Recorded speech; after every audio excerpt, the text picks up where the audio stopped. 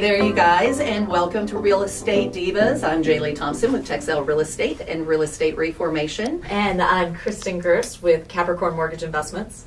We are happy for y'all to be here today, for us to be here today. Yeah. We're getting back on board and trying to get some information out there to you guys on a regular basis and talk about some of the hot topics that are coming up in our industry. So speaking of hot topics. I'm an investor. I have never been a realtor, no desire to be a realtor. I employ realtors and I love working with them. I love this lady here. But when I hear that a $1.78 billion decision against the National Association of Realtors for price fixing and antitrust violation, I'm absolutely flabbergasted by that number. Yeah. So there's a lot of, everybody's talking about, everybody in the realtor brokerage space is, of course, talking about this. And then I've got clients coming to me as well. It's an interesting, to say the least, lawsuit. They are accusing NAR, or realtors in general, of price fixing. And I guess that could be true in some instances. Obviously, somebody thought it was. But just for the record, this is not, while this decision has been made, it's already been appealed. This is going to be in the courtrooms for a while. This is not an overnight, all of a sudden money's getting shelled out to buyers. What's the estimation of that? Are we talking a year, 2 years, 3 years? They are estimating it's probably going to be at least a couple of years. Okay. So the fallout hasn't happened yet. We're just trying to get our head around it. They're trying to battle it. But it's kind of a big deal, So you and I have had this conversation about realtors. And not all realtors are created equal. There are some talented realtors out there.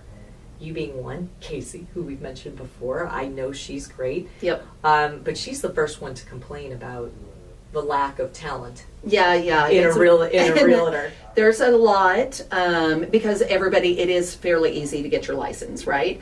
But I think what this comes down to is not so much, it does come down to their ability to represent their clients, but it also comes down to just the way that our payout for realtors is set up, which has actually worked phenomenally for years and years and years. But we really have set it up pretty well compared to other countries. But that being said, the gist of what this lawsuit is about is that buyers are saying that we actually pay the commissions and nobody told us that we're paying the commissions. And that's because so often, and I can't tell you how many realtor classes I sat through where they were like, no, explain to the buyer that the seller is paying for all of the commissions. And I'm like, when I got into real estate, I was like, that's weird because they're the ones paying out the cash.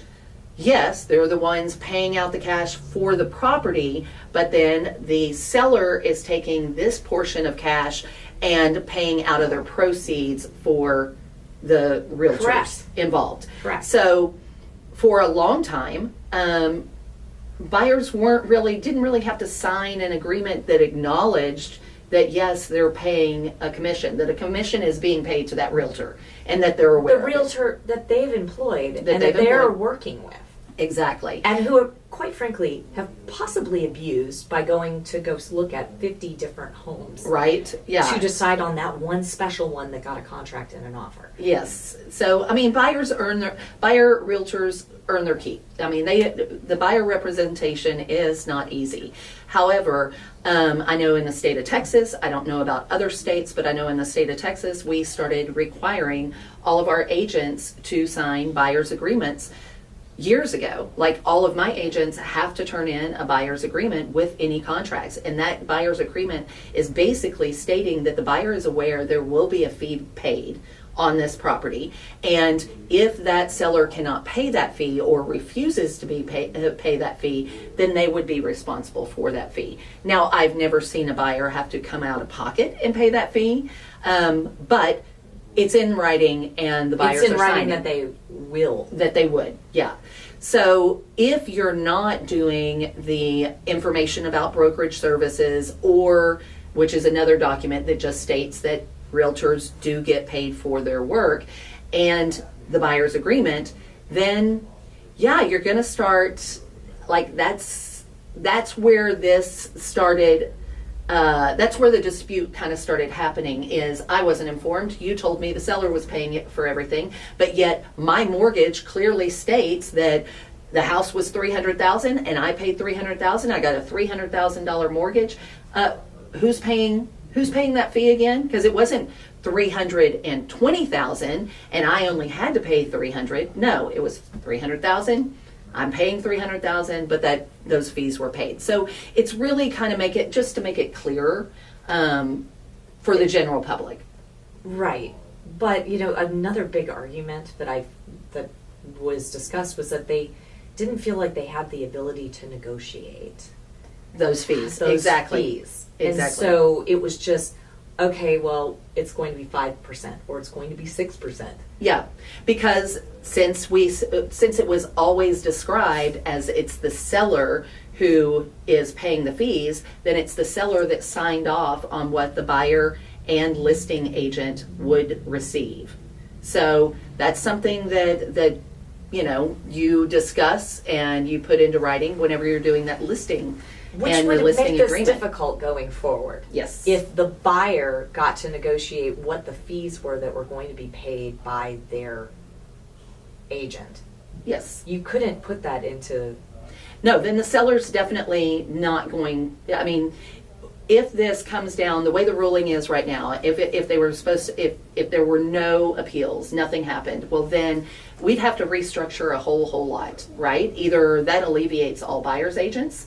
Now you're just going back to the listing agent, and then you really don't have representation. Right. Or you're paying out of pocket, or the mortgage industry is going to have to figure out how to work around this so that they can finance that. Really, they're already financing it, but so they could finance that. So that's, I mean, I'm sure there's other ways to skin this cat, but those are the three options that I see happening if the ruling was to come down today as definite. So with it being a couple years out, Mm-hmm. are there people sitting around Oh, there's figuring out how they're... How do I get a part of this class action suit and make my money? That I was talking about, how do we figure out what's going to happen? Because if it comes down in 2 years down the road, the results are the same. Yeah. Well, I think that there's definitely people, Because I higher thought up on the mortgage food industry- chain than I am. The mortgage industry, I think that's a tough hurdle to go, okay, well, we're going to put this on you now. Yeah.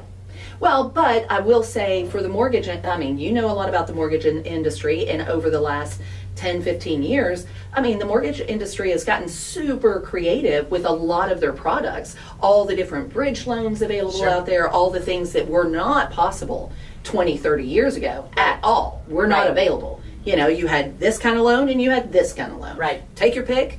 But if you don't qualify for those two, well, you're out of luck. Right. So, I mean, it's definitely become more of a creative space for creative ways of figuring out this lending situation. So I don't think that it's impossible to figure out. I think that if it came down to that, then somebody's going to have to figure out some way for most of these buyers, because a lot of these buyers are first-time home buyers. First-time home buyers, this would end up alleviating them completely from the buying From field. doing this. Yeah, because come up with a down payment, come up with, Your realtor costs. yeah, Your realtor and you're fees. coming out of pocket for all of that.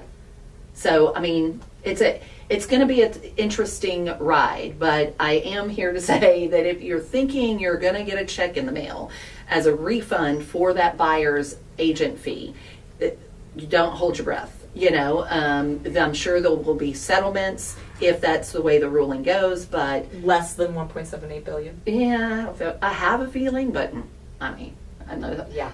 I'm definitely, I find it interesting. I am following it on a regular basis because I have to. It's Well, part is of my it industry. going to completely upend the industry? I think it's going to upend NAR.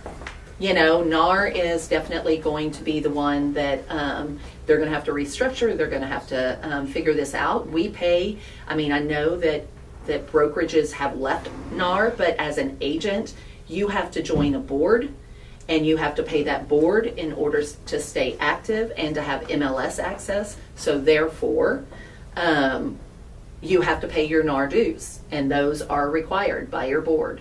So, I hear KW left, I hear Remax left, and I'm like, well, what does that mean?